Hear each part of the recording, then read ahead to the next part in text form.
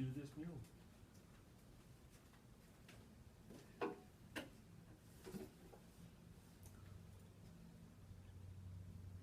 Well, hello there. Thank you for sharing your valuable lunch hour with us. You are tuned into the Offbeat Business Show. This is Susan Hamilton.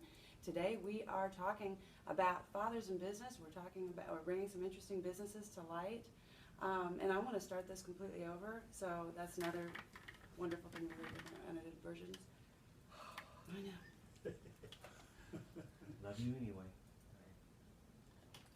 Yes! How's that volume? Okay, let's try this again. Well, hello there. You're listening to the Offbeat Business Show. This is Susan Hamilton. Thank you so much for sharing your valuable lunch hour with us.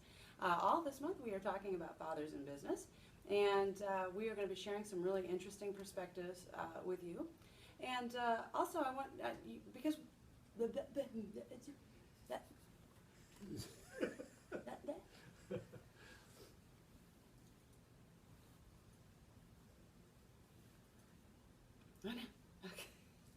Well, hello there. You're listening to the Offbeat Business Show. This is Susan Hamilton. Thank you for sharing your valuable lunch hour with us. All this month we're talking about fathers in business, and I've got some really interesting people to talk with you today because we are talking to you, American business, because we recognize you. We know who you are and we know what you need. We represent the 30% of, we don't represent the 30%. What is wrong with me right now? We represent the 80% of American small business that tend to be family-owned businesses of 9 employees or less. That means that we're building our families while we're raising our kids, taking care of our parents. We probably have a veteran in our family or our workspace, and chances are about 30% of us have an addict in our family or our workspace. So we like to give you that information that you can use today, something that you can use immediately to change your mindset, your tips and strategies, all the resources that you need to really shine, to have a successful life in business. So, welcome, gentlemen. We are talking with Advantage Marketing today, and this is just such a treat. We're talking to Harry Gardner and Terry Minke.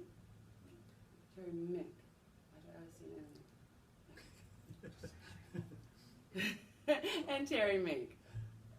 And we've got some wonderful perspectives. I was honored to get to talk with them about a week ago for a very long time, and I was really impressed with what they're bringing to the table when it comes to print, understanding the print market, and also what's going on in their lives. These are some very interesting men. Harry, I met Harry first, and we had several conversations, and I'm going to be watching him like a hawk from here on out because I'm watching the way he goes about sales strategy. And the way I understand it, gentlemen, we've got sales and we've got the technical and the specs and everything else when we're talking with Terry. So, guys, you've got families. You've been doing this a long time. Any pressure about being the dad and about producing with your business? You've never had any pressure on you, have you? Never. Never? In fact, it was interesting because all 3 of my children actually helped me in my business as they were going to school. In fact, one of my middle son, became a graphic artist because of what he did for me in my advertising agency. He actually worked in the agency while he was going to high school. And he wanted to be a doctor, he thought, but when it actually came time to make the choice, he ended up deciding to be a graphic artist. Oh, wonderful. And a fine artist. And my other son... That's a rarity right there. Absolutely. And the other son that I had, my older son, he was the computer guy. And so when computers started coming into the advertising graphics industry, we had a big old Apple IIc that I think had 256K of memory. It was really a whopping big computer. And so he started doing all the computer work. And now he has his own computer company. So the practicality of having my children actually working within the agency help them prepare their lives for what they do today. I think that's very true. I love it. That's exactly how we're building Offbeat Business Media. It's so important to give these kids some kind of a foothold in understanding what business is today, and that hands-on experience in my life has made a big dent in my understanding of it all. What about you, Harry? Have you ever worked with your kids? Oh yes, all the time. Matter of fact, it was kind of interesting. I didn't marry till I was 29, And so I married really 3 people. Yeah. And Yeah, you did. my wife had, in previous marriage, had 2 youngsters who were in junior high. And one of the youngsters, she was in dance, and once she graduated from high school, was no college, she wanted to open a dance studio. So we found a dance studio, and we got that going and everything. And I was in teaching at the time, but I got out of it, and I've been 47 years now in marketing. So, and it's been a wonderful experience because of those 4 children I currently have, after having 2 more within 11 months of each other, we ended up having now 29 grandchildren. Oh my goodness. So we're cooking. Yeah, you got a little pressure on you, Yes, don't you? yes, So yes. I imagine both of you gentlemen look at your lives in business with the broad brush. You Yes. look at that end game, and you really consider legacy. Who would you say is your now? I know that you love everybody and that you want to influence everyone with what you're doing. But do you have a primary goal to influence a specific segment in your family? Who do you think needs that influence more right now? Well, I mean, obviously within my family, I come from a fairly large family on my mother's side, and all of my cousins, I've got 24 first cousins, for instance, and each one of them have all taken different avenues in their lives, and as we're all aging, we're all getting now in our late 50s, early 70s. I got a couple in the early 70s years of age. There's a lot of opportunity that I am showing them of how they can continue being productive within their lives, even though they're considering retirement or they're already retired. Some of them ended up with short income, and so I have given them several opportunities to actually work within my business and represent me in the Pennsylvania or in Florida area with the business that I have. And so I think that influence on my cousins has been a positive one, because they've seen through the years how, I built my business. There's been some rough times. We went through the same economy back in the 80s. They need to see us get out of those rough that times. we had just recently. The 80s had the same thing. Mm-hmm. And so I actually had to close my advertising agency. I had 344 employees at the time in the 80s because of the same economy we all went through just recently, and some of us are still going through it. So you learn the efficiencies and what you have to do to rebuild your business.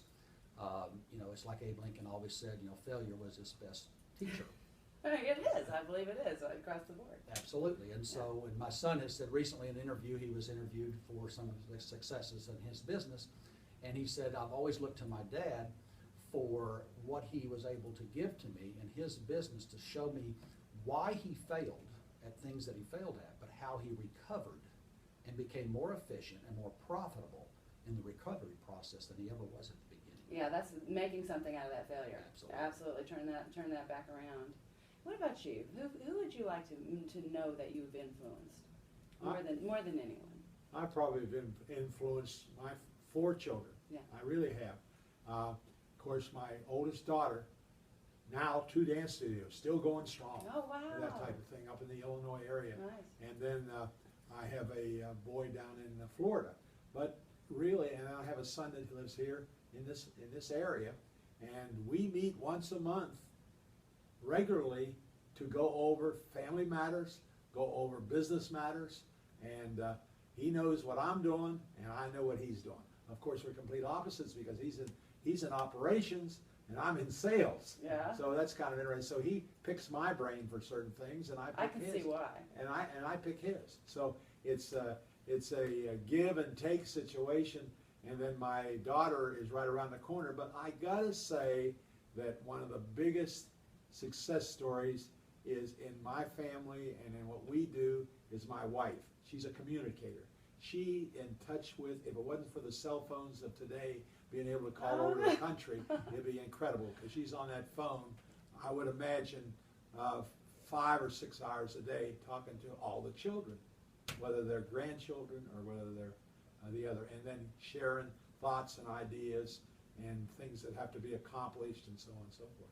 So do you think that that the support this next generation needs, do you think it comes more in professional support or work ethic support? Where do you see some of these things generationally that we're experiencing in our businesses today? Because most of us are family businesses. Absolutely. And I think, what you can give to your children is to show them how to balance business with family. Because when I first started my advertising agency and I had the 344 employees, I realized that my family had taken second place.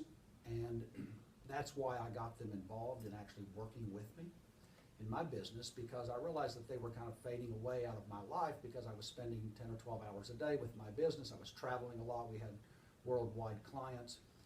So I would come home on the weekend and introduce myself to my children. And that's not a good thing. And so somewhere in all of that, I got my priorities straight.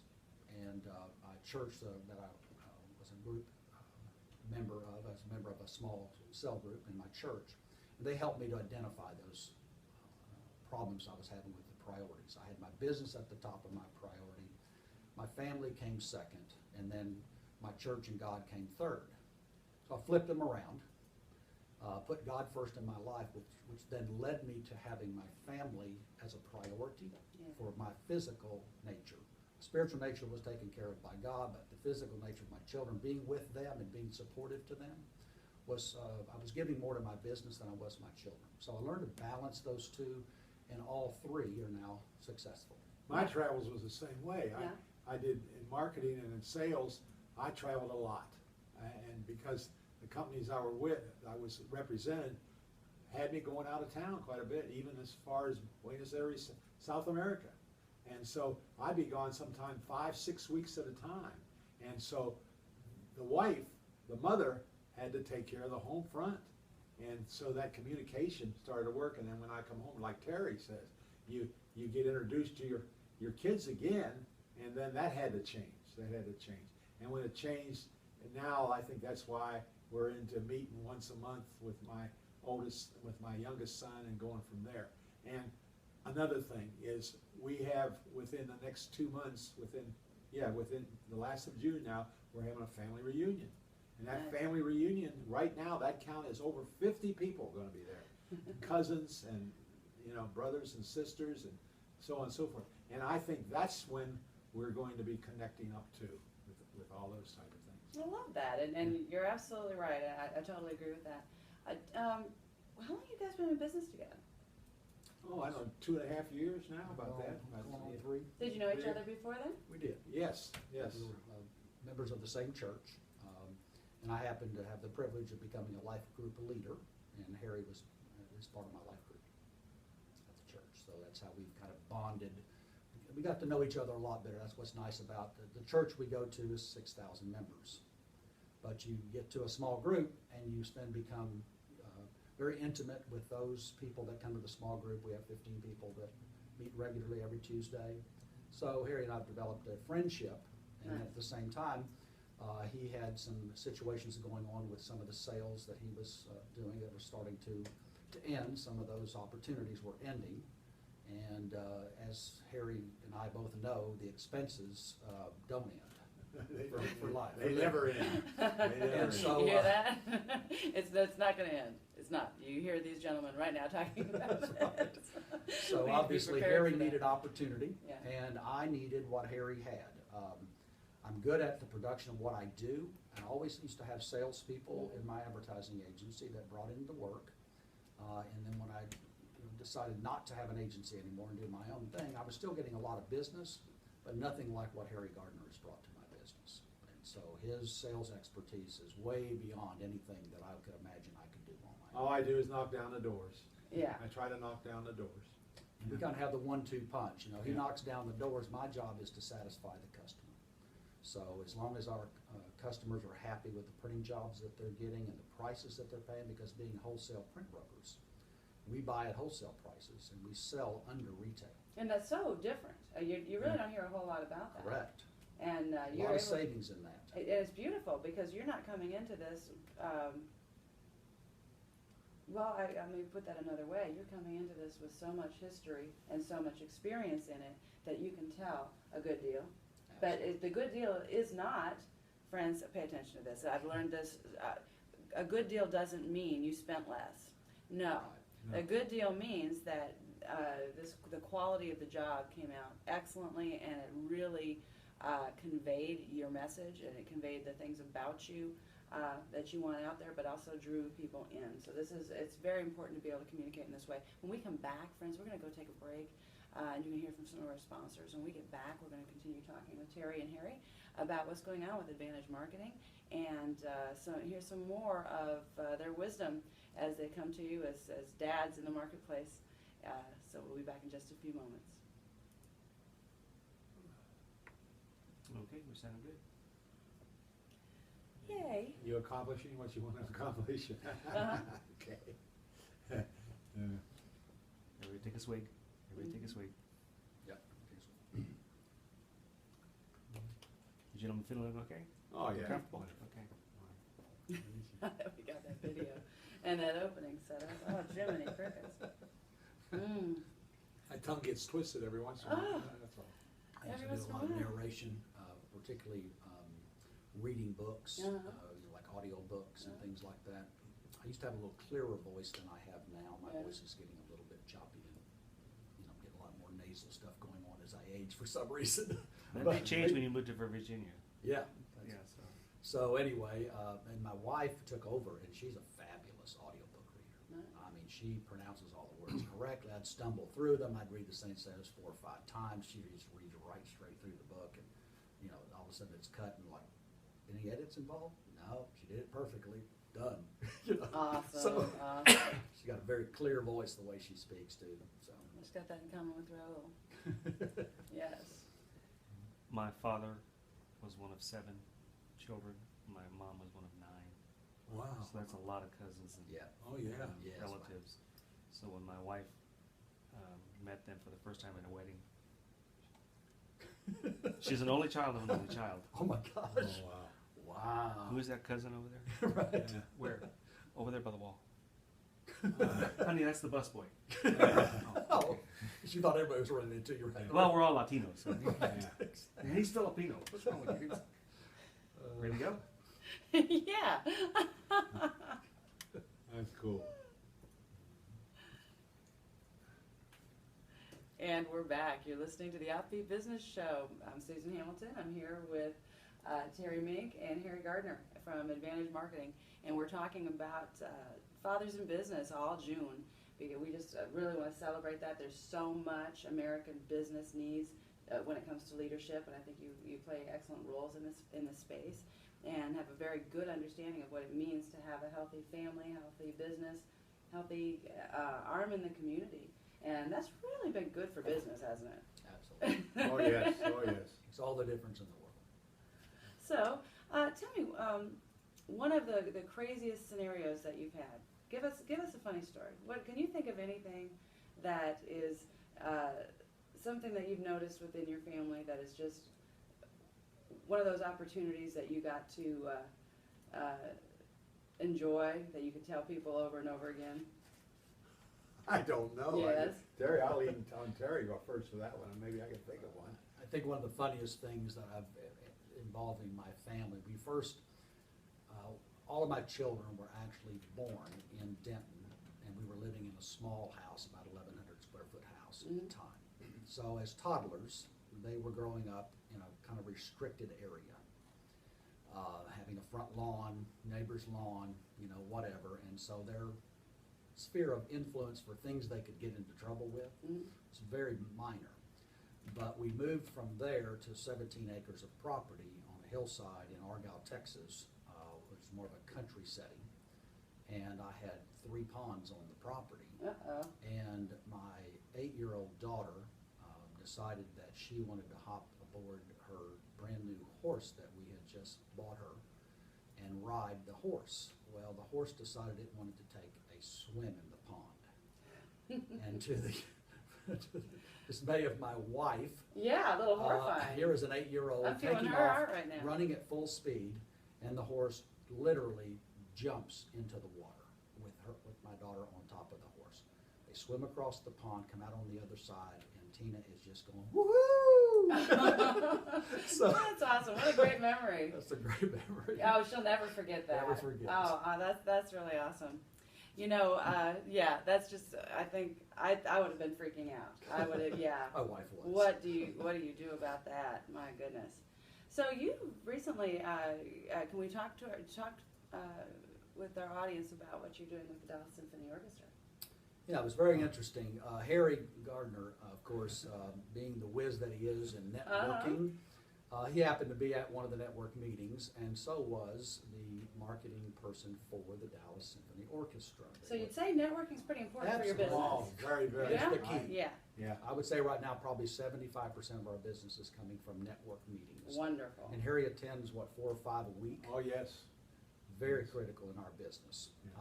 That's where it begins. And of course, what ends up happening is you end up getting all these repeat orders and things coming in after Harry's gone to all these meetings. So he still goes to the meetings though. Even though some of the people he may have met several times, eventually they will come over to Harry's side and say, hey, maybe I do need you to look at maybe printing something for me. And once we have those printing accounts, then obviously then we've got them, because repeat business, what I've proved to Harry over the years, is residual income is the key to, as you're starting to age and you're starting to say, well, I'd like to slow down a little bit. If you have residual income coming in, repeat orders from people that we've done printing for the past 3 years, then you get that repeat business. But obviously it's that initial contact. And so Harry just happened to win the door prize that day that he met Jenna. And the door prize was free tickets to the symphony. 2 tickets to the symphony Awesome. for the next month. Right. Yeah. So you end up, so they have a conversation after the meeting, and Jenna's handing him the 2 tickets, and of course Harry hands her the cards, our 2 cards. He always hands mine out also, besides his, he hands mine out. And so he said, well, if you guys ever need any printing or advice or counseling on some printing, we'd be glad to help you. And we have a very important marketing piece of literature. And that literature, what we say that literature is, it simply tells you what we do and how we do it. And you'd be surprised, the person that's not our client yet will want to read that, and then they know what we do and how we do it. So that's what ended up happening about a month or so later, after he had gone to the symphony and had won the tickets.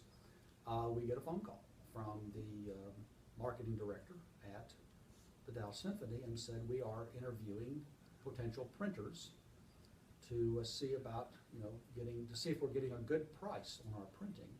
And we want to see if you guys would come in and show us what you can do and what kind of suggestions you might have for us to save money on printing. And that to me was the key words. Okay. To save money on printing, because that's what we do. And so we went in to see Blake and Jenna and had a great meeting with them. And in that meeting, I exposed them to something they were unaware of. And what was that? Was web printing. Yes. And you and I had that same discussion. Fascinating. And so they had been printing their programs that they have every week for their concerts in what's called sheet-fed printing, which is 1 sheet at a time going through the press. And as the numbers started growing in the number of programs that they needed, the price, of course, would accelerate along with it, because there's not a lot of economies in sheet-fed printing, because it's just a mechanical process that requires a lot of extra labor and press time. And so I mentioned to them, had they ever thought about printing, web printing?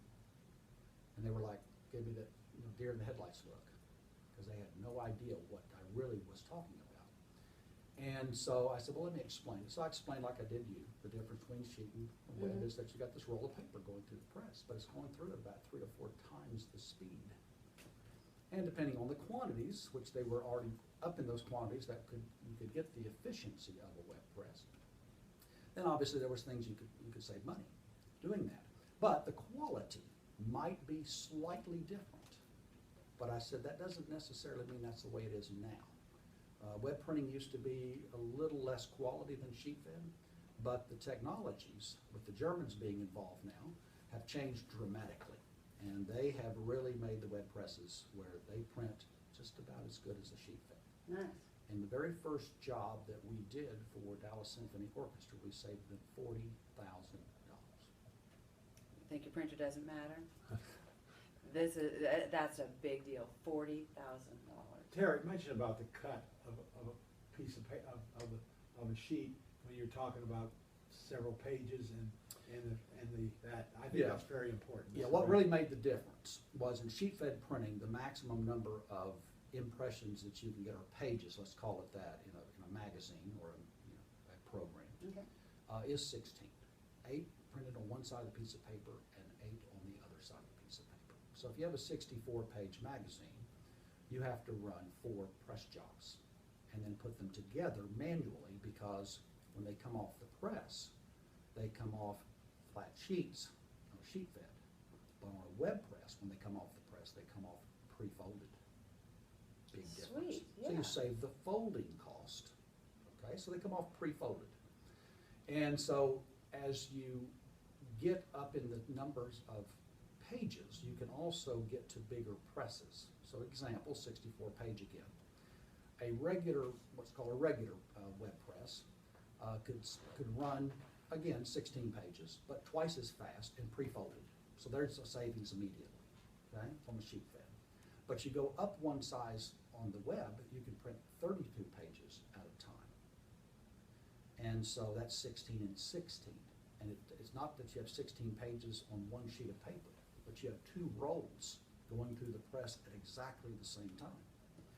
And you got the same 16 and 16, but now you're printing 32 pages all at one time and coming off pre-folded and pre-nested, meaning they come together and they're nested so that there's no handwork involved in 32 pages coming off the press. It's ready to staple and cut. That's amazing.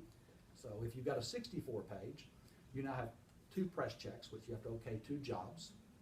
It takes about an hour to okay a 64-page catalog.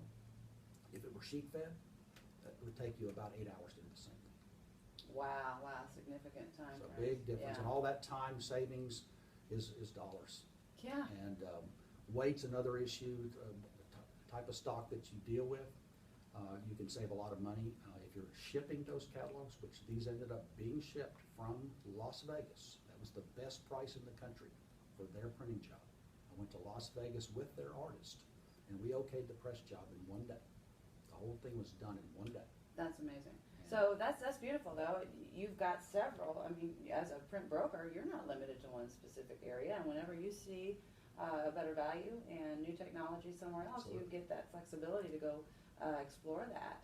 And then you bring your experience to it. You know what it all means. It's not just, Right. right? Exactly. You can smell a rat out there, can't you? Well, I'm not just a printer, I'm also a graphic designer by trade. So I also understand the technology involved in getting the print job ready to print. And that's a big deal. And that's one of the things I appreciate about you so much, and I really look forward to working with you on, because understanding that we are in a digital age. We're doing so much digitally, and quite frankly, that quality doesn't have to be the same at all. It's not necessarily poor quality, but it is definitely a different quality. You cannot always print things off of a digital product and have it set right. Right. And so you do books and you do pamphlets and flyers and all of this. I've seen several examples, fine examples of your work, and We actually have excited. 75 printers that we work with across the country. 75, Jimmy Cricket. And so I can deliver a printing job anywhere in the country the same day if I have to. It's always the highest price. But if somebody has to have it, I can deliver it the same day, anywhere in the United States. But typically, if you want the best price, you want to give me about 5 to 6 days to deliver the job. And sometimes it's cheaper to order it out of California and ship it to Texas than it is to buy it in Texas. And that's really hard to wrap your head around when you think Yes. about the shipping costs and good quality paper weighing that much more. Absolutely. And all of that. But that's amazing. And the other advantages too is the sales tax. If I have a client that's out of state, then I can buy printing out of another state and send it to their state, and they don't have to pay sales tax for it. It's a big savings when you're talking about some of the cost of printing. You're talking about a $100,000 printing job. 8% is $8,000 savings just in that one concept of saving the sales tax. Oh, that's amazing. That's amazing. Fellas, how do the audience for the Offbeat Business Show magazine, how do they learn about you? How do they find you?